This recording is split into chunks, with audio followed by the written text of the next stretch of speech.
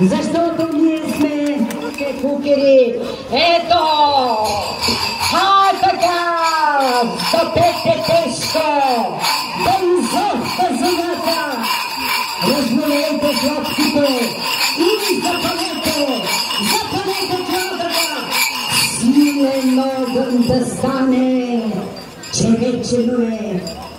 Колкото по-високо пламъкът се издига, толкова по-плодородна ще е земята ни и ще е по-богата трапезата ни.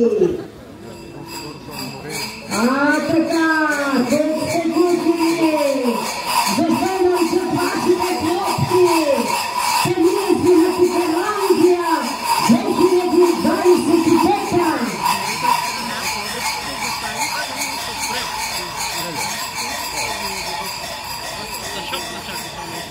Нека посрещнем нашите гости. Тук е Кристиян Вигенин, евродепутата Кристиян Вигенин. Хлопки, кукери, да го посрещнем в зона на хлопките. Тук са народните представители от 51-то Народно събрание на Република България, Димитър Иванов и Красимир Йорданов. Тук е областник. Ето, огъня вече гори. Браво, кукери, браво! Напред, с неговия екип